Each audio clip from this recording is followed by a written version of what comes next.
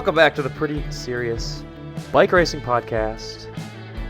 I'm Dane Cash. It's late August, and that means we get to be pretty serious about a bunch of different races going on at once. I know people have strong opinions about this, but I love to be able to talk about the Vuelta, the Tour of Scandinavia, the Renewey Tour. There's all kinds of things to be pretty serious about today on this show. And as ever, I can't wait to talk about all of those things with my co-host, bike racing analyst extraordinaire, Cosmo Catalano. Cosmo, it's good to see you. Good to see you too, Dane.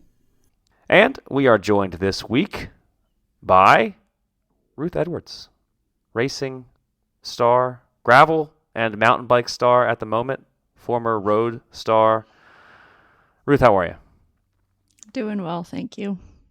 All right, well, we're here to talk about road racing. I hope that's okay with you. I mean, I know you're all into the gravel now, but perfect. Yeah, great. We have Vuelta to talk about, lots to talk about at the Vuelta, maybe some things that I always hype this race. I love to talk about the Vuelta. I love to talk about how exciting it is. A lot of the talking points from the Vuelta over the first few days, maybe not the kinds of talking points we wanted to have, but they're here. We're going to talk about them, and at least it makes things interesting. Tour of Scandinavia also happened. The Renewey Tour, it's a World Tour race. You may have heard of it by other names, but it did have some pretty big name winners, so we'll at least touch on that a little bit. Maybe do a little quick look at what's ahead of the Vuelta in this show. Lots to do here. But before we get into it, let me tell you that you should go sign up over at escapecollective.com/join to become a supporter of this podcast, of all the other awesome podcasts we do, of escapecollective.com and all the stories we write over there, regardless of whether you're a fan of the racing or the tech, everything in between. We need your support. So, escapecollective.com/join. If you go sign up, you'll become a member of a pretty cool crew.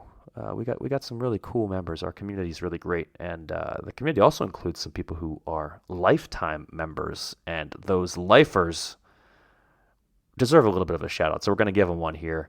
I want to give some thanks to Mike Miles, Dash Bodington, Bob Ippolito, Ross Allen, and Ben Lowe.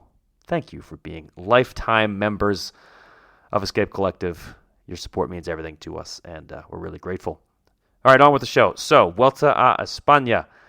We are 3 stages into the race as of recording time.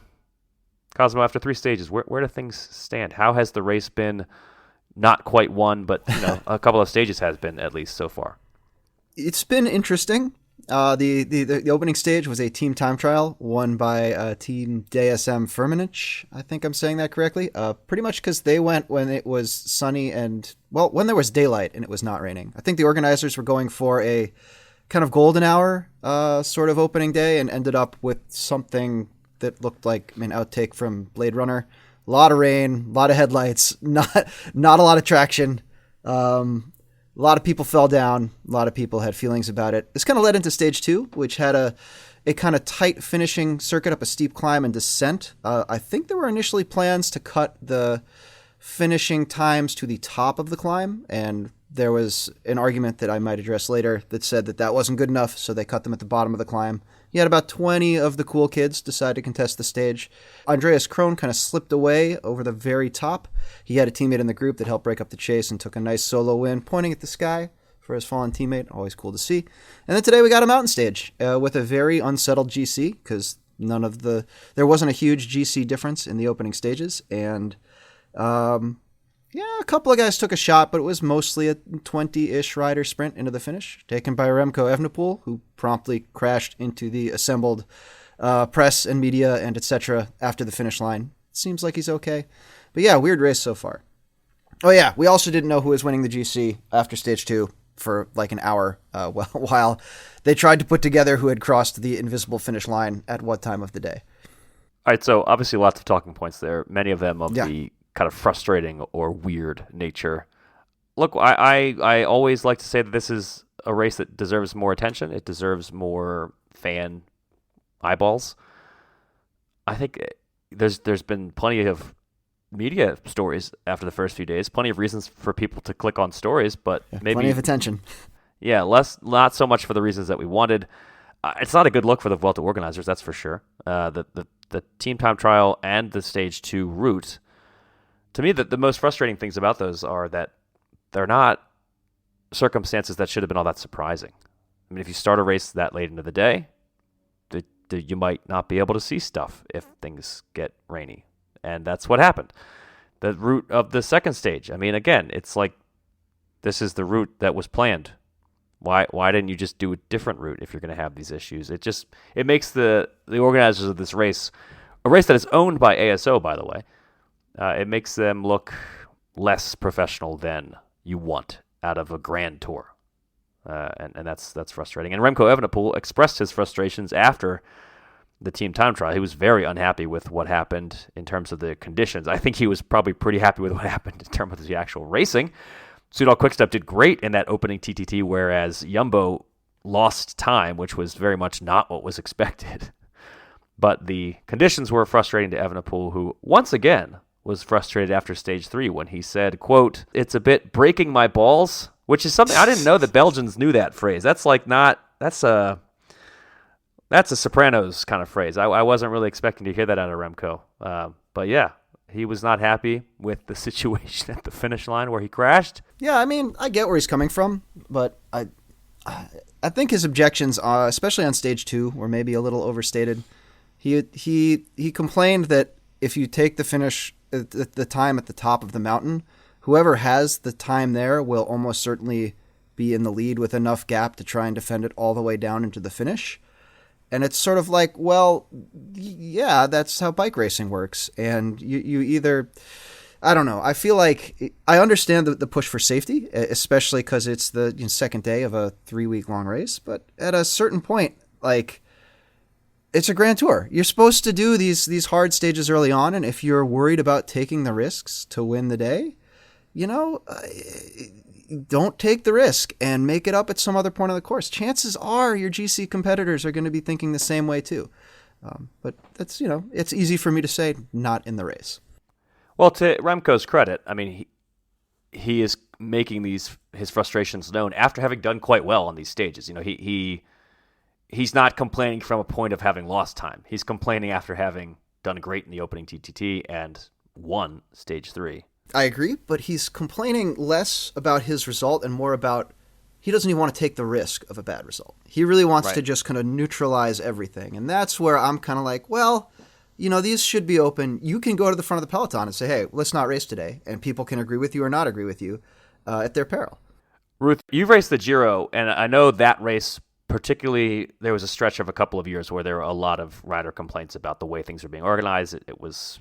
Sometimes there have been issues, and other races too, I'm sure, that I don't know about, where you've had less than ideal organizational conditions. Does that kind of get into your head as a racer? How do you kind of react to that if you're in the peloton trying to win your race while also maybe thinking about those things?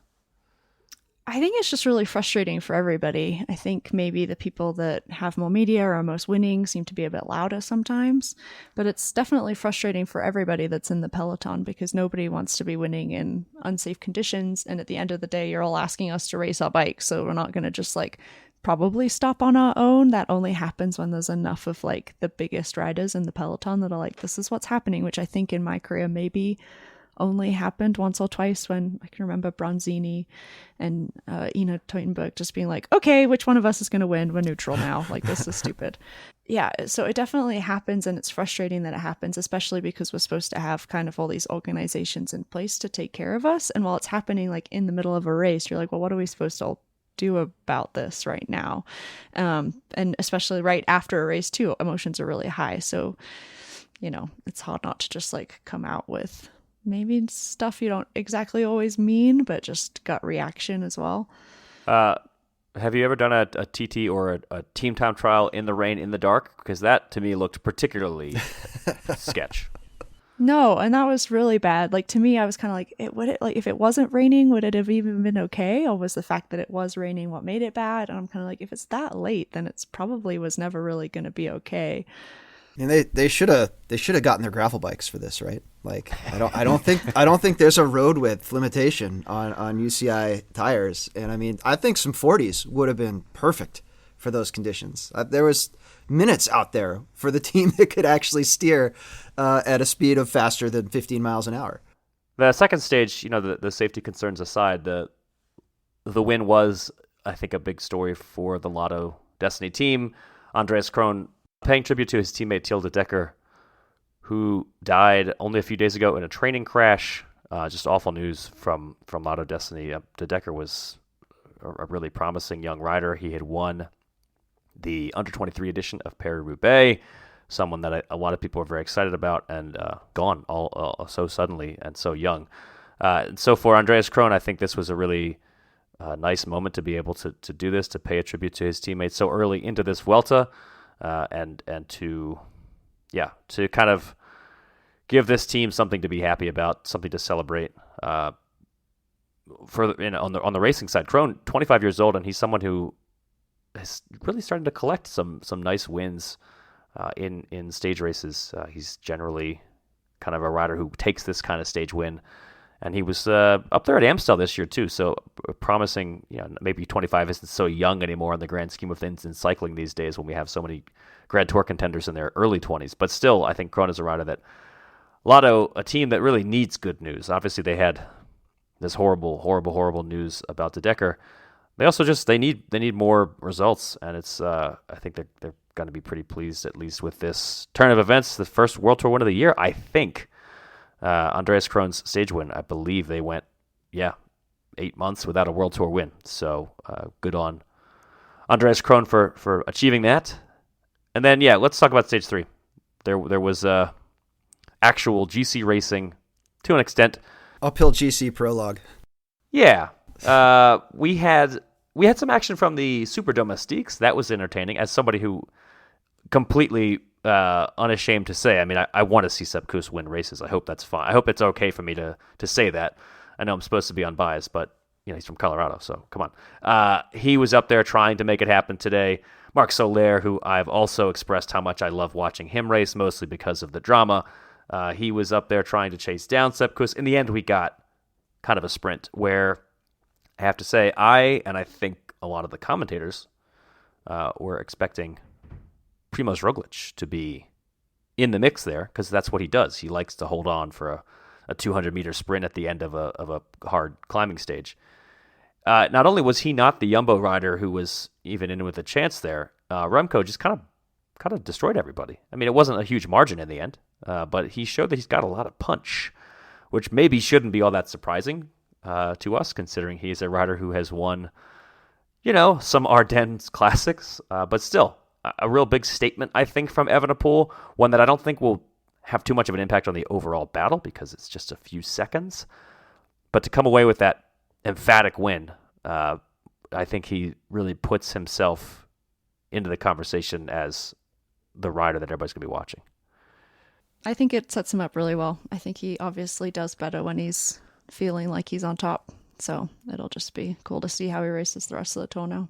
Yeah, as a rider who does race so much on feel, I mean, we do like to criticize him for his tactical mistakes sometimes, but it also means, I think, when he does, as you say, when he does have this confidence builder, it's going to help.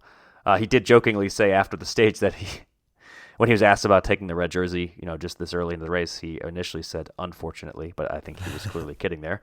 And I think, he's going to be riding with some confidence. He did crash, got his face all bloody, seemed to be fine. I mean, head wounds bleed a lot. Like, you could just get a tiny little cut, and it's like 30 seconds later, your face is covered in blood. So that's a good point. It's so tough to tell, because he still had his helmet on and everything. And it was kind of a 2-part crash. Like, he hit a person, hit the ground, and then rolled into a fence. I think he may have cut it rolling into the fence, just because where he was cut was right at the edge of where his helmet would have been. He didn't seem messed up afterwards, for sure. Yeah, he pretty quickly was celebrating with his team. Seemed to be in good spirits. They cleaned up his face really well for the cameras, by the way. I noticed initially there's a lot of camera shots of him just covered in blood. And then looked like he hadn't gotten hurt at all for a moment there when he was on camera. And then it was starting to show up again. But he did look okay. We're recording this literally within an hour after the stage, though. So it is possible that we will find out. With the hematoma, we need to edit the show. If we find out that he's actually seriously hurt, well, that could change things. For now, it seemed like he was okay, but we don't really know if he is okay in terms of his head wound. He certainly looks good in terms of form. Jonas Vingegaard, I have to say I shouldn't be surprised. He's Jonas Vingegaard. He just won his second Tour de France. I was a little bit surprised to see him so sprightly on this final climb, showing some punch, being the only one who even was close to Remco this early in the race. I kind of thought he was going to be building into form, but he seemed pretty good today. We saw it at the Tour. He was up to party on those first couple of stages. It's actually kind of interesting to look at this in light of the Tour. Like, the Tour had the kind of funky start with hard stages early that went right, and the Vuelta thus far has sort of been the comedic version of that, where things kind of go wrong. But I wasn't too surprised to see him up there. I was, like most people, I was more surprised that Roglic wasn't more involved, especially with Kuss doing all the work, kind of leading out that final group. But it's a second, some bonus time, plenty of room to make up for what may have been a miscue on Jumbo's part.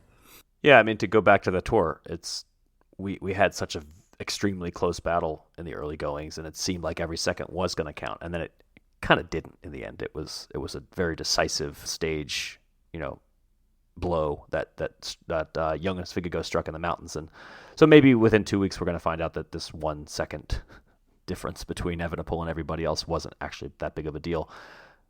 I did want to point out that DSM had a strong showing as a team that actually seemed to be interested in the GC, which we don't often see lately with Romain Bardet. But hey, good for them for trying. They set the pace for a while. Like 23K from the line. Yeah, from a ways out. I was like, did you guys forget it rained during the TTT? Like, I don't you really didn't know. Win this on power. I have to think they felt like Romain Bardet was in really good form. He tried a little move, didn't really get that far off the front, and ultimately lost some time on the day. But hey, good on them for trying to see what they could achieve with Romain Bardet at this point in his career. The other big talking point, Ineos, 3 stages into this race, basically, I think we've seen that their GC bid is just not gonna be what they want. Geraint Thomas finished pretty far down on the Arinsal ski station finish on stage 3. What was he? 47 seconds back, right behind Egan Bernal. So Bernal actually finished just ahead of Geraint Thomas. And if you were expecting the rider who was so close to winning the Giro to be up there at the Vuelta, I think you are unfortunately disappointed with today's result. Kind of just a reflection of the team in general. I mean, Geraint Thomas, Egan Bernal, 2 of their biggest name riders who have been such big stars, not really achieving the results that they wanted this early into the race. So Timo Ahrensman, I think, maybe the guy. I mean, he was only 27 seconds down today, still a little bit down, but he's the Ineos Grenadier who might be the best positioned for this Vuelta GC battle. I think Thomas was one of the few of the maybe big GC favorites to lose time. I guess Mika Landa, if you want to include him in that category, also lost a bunch of time today. So his would-be Vuelta bid, I think, is already more or less over. I'm not sure if you counted him among the favorites, but yeah, it is what it is. Maybe just to recap, though, after 3 stages, Remco Evenepoel is your race leader.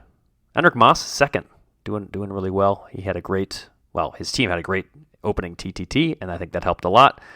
The young Lenny Martinez for Groupama in 3rd, and then Jonas Vingegaard sitting 4th. And Vingegaard and Roglic, I think we're probably expected to be a little better positioned by this point in the race, given that they probably thought they were going to do better in the team time trial, and yeah, not so much. Although Vingegaard did look good today, and there's a big race, a lot of racing to come. But yeah, advantage so far, Remco Evenepoel. Also, UAE had a nice showing today with Ayuso, Marc Soler, Jay Vine, Joao Almeida. I mean, that whole team clearly has designs for this overall battle. It's not just Jumbo versus Remco, and I think UAE is the big team to watch there. They do have the numbers to try to control the race too, so that's a storyline to follow. Okay, last talking point from the Vuelta is what's coming up at the race. What is the Vuelta Peloton going to be doing in between now and our next pretty serious show? As usual at the Vuelta, lots of climbing, whether that's uncategorized climbs, little hills, punchier climbs, big mountains, whatever. They're all over the place in the first stretch of racing at the Vuelta, the first quote-unquote week. And, we've been talking about this for the past several days, how this Vuelta really doesn't ease into things. They jump right into it. I mean, obviously they've had 2 stages so far that have had GC implications, the Triple T and the mountain stage on stage 3, and there's going to be more action coming up. So stages 4 and 5 maybe sprint days. There are some climbs in the back end of both stages, but they end with relatively fast finisher, friendly finales. I'm thinking we might get some sprint days there. We'll see. Stage 4, by the way, heads into Tarragona. So we're leaving Andorra, getting back into Catalonia in Spain. And as you'll know if you read my cultural notebook, Tarragona, a former Roman colony, you can read all about that and more. That's so much more if you have a lot of time. Make sure you've saved a little bit of time to read it, because I really didn't hold back. I really maybe could have made it shorter, but I chose not to. And so if you want all that kind of information, Rome, Carthage, Middle Ages, all that good stuff, head over to escapecollective.com, read the cultural notebook. Yeah, Tarragona stage 4. And stage 5, again, possibly a sprinter's day with some hills thrown in. And then stage 6, the GC riders are going to come to the fore again as they climb up a Category 1 climb with 7-point-something% gradient. That's going to be a day that I think we're going to see, again, maybe something similar to today. I don't think we're going to see an all-out battle, but more of the pressure being applied by the teams that are interested, and possibly more of the Geraint Thomas-style situations where maybe not a lot of riders gaining a bunch of time, but some riders might be losing it. Stage 7 is an actual, real, flat final hour of racing that should be a sprint day. Not a whole lot of those at the Vuelta, but I think we're going to see that on stage 7. And then stage 8 is more of a traditional Vuelta stage where there's some punchy climbs. There's a Cat 1 with an 11-point-something% gradient inside the final few kilometers, although the race doesn't end there, but that could be a nice springboard for an attack. Yeah, could be interesting to say the least. Stage 9, finally the last day before the first rest day, and I think they're going to be looking forward to it after this stage, because there is a Category 2 climb to close things out, and just a very steep finale. So it could be another stage where we see yet again some GC action. None of these are really huge GC days, but with the gradients on offer, I think it's just going to be hard for riders to finish on the same time. So by the time we arrive at the first rest day, we should have more of an idea of how this race is going to shake out in the GC department. And lots to look forward to as the race makes its way south along the Mediterranean coast towards Cartagena for that 9th stage. And then they're going to make a turn and head into north central Spain beyond that first rest day. So plenty to look forward to at the Vuelta. Hopefully we'll see maybe less chaos. All right, Tour of Scandinavia just finished. We had perhaps the favorite taking the win, but it was a pretty interesting race nonetheless, with a bunch of different storylines along the way. Cosmo, can you sum it up here in just a few brief seconds? What happened? A lot of Cecilie Uttrup Ludwig trying to gain enough time in every way possible, whether that's a sprint or trying to get away clear at the end of a stage. Get bonuses, get time, hopefully get enough cushion on Annemiek van Vleuten for the TT. She did not quite succeed, but made for a very entertaining race otherwise. And also, Lorena Wiebes, really fast and really strong. Picked up a couple sprints. Yeah, in the end, Annemiek van Vleuten taking the win by just 2 seconds, which, on the one hand, masterful GC racing, because all that really matters is that you take the win. She didn't win any stages. That's fine. She took the overall win. And, of course, she's retiring at the end of the year, so I think this is very important to her to take this big victory. She had won the Giro earlier and then had maybe, I think for her, a bit of a frustrating Tour de France. So back on top here with, I guess, just one race left in her career. But good on Annemiek van Vleuten for doing what she does, which is climbing, TTing, everything perfectly to get the win. On the other hand, Cecilie Uttrup Ludwig is a rider who has been kind of... She's had big wins before, obviously, but she's someone who often has come close to taking wins and then hasn't quite pulled it off. And in this race, she won 2 stages, took the points title, second overall. I'm sure she wanted to win the race, but still a great race and actually some wins, some results out of this. So good on her.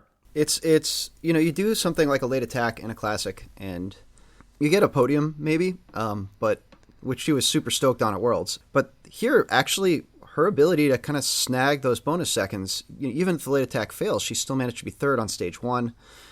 Probably better than she would have done staying in the group and sprinting. And it's just sort of, I don't know that was her entire game plan from the get-go, but she really seemed to make it work. She's like, well, I'm going to do whatever I can and grab whatever seconds I can, and hopefully it all works out. I think it's easy to sort of watch a one-day attack, watch a crazy attack in a one day and be like, well, they always do that and it never works out.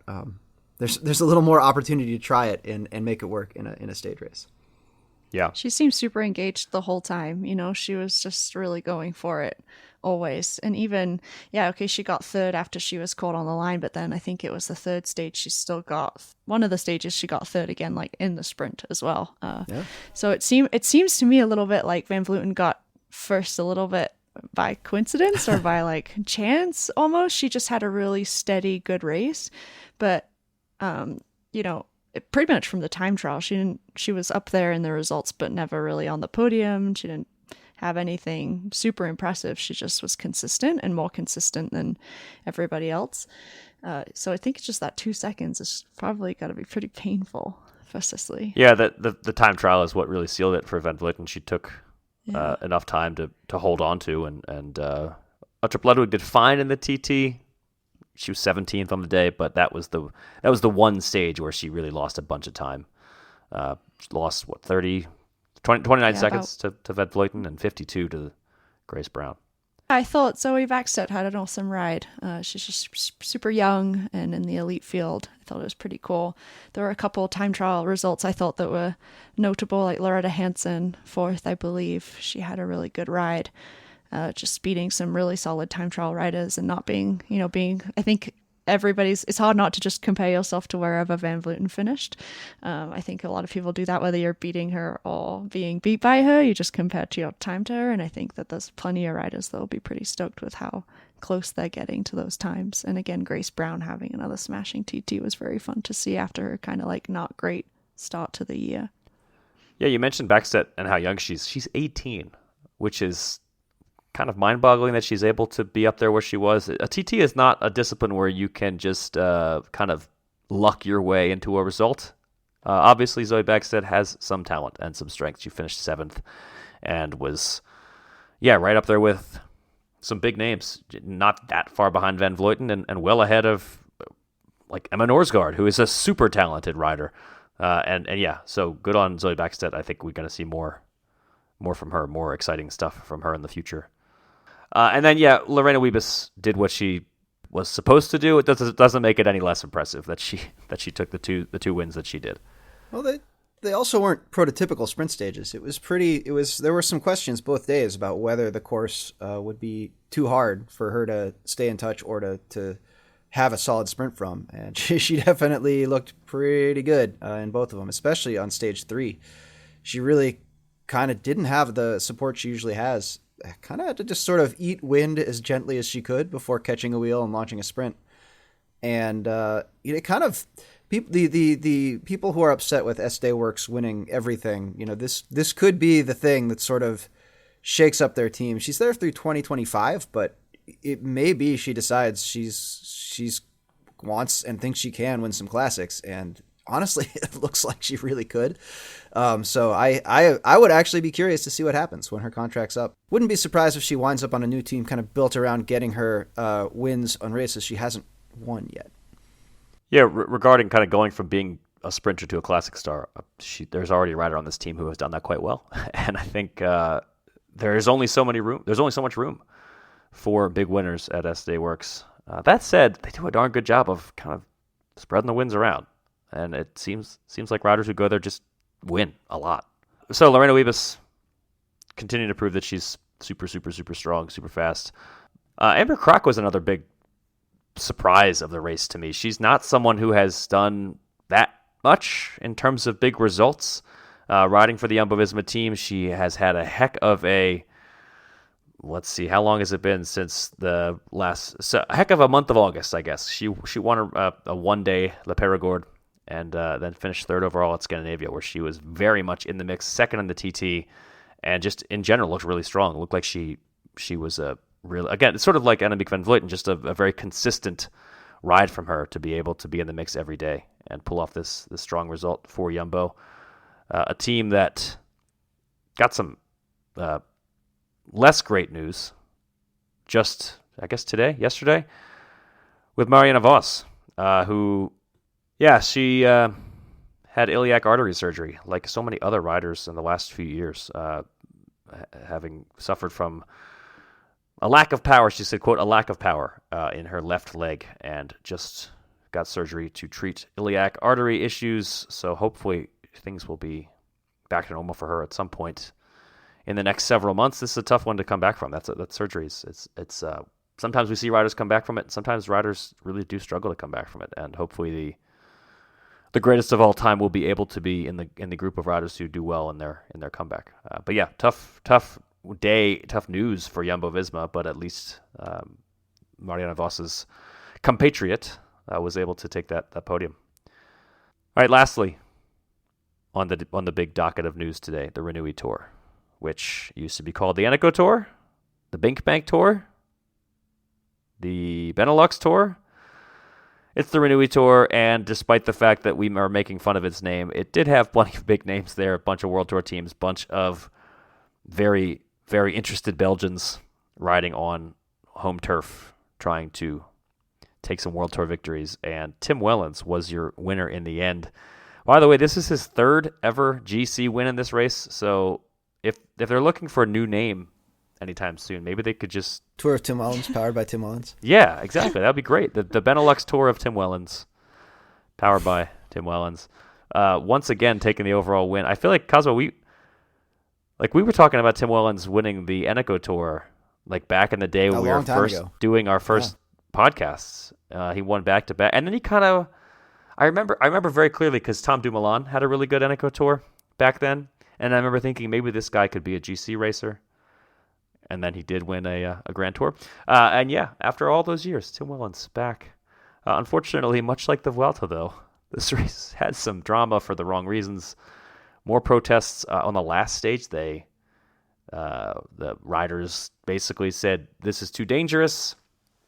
Ultimately ended up taking GC times early.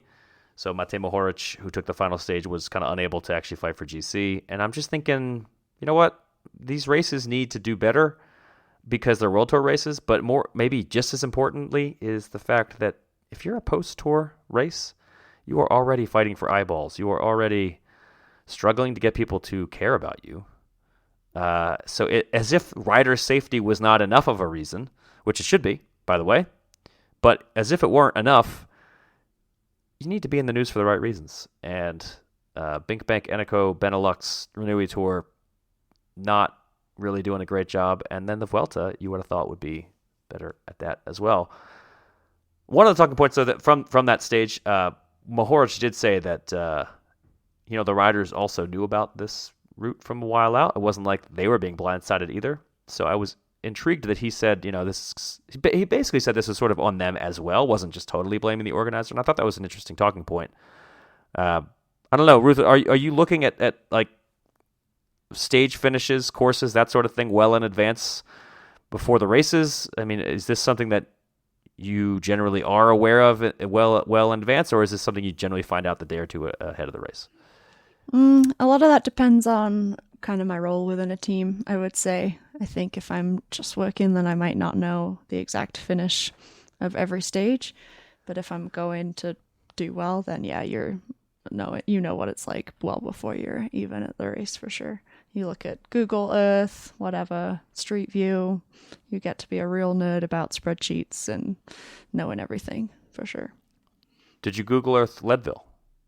Oh, every single mile.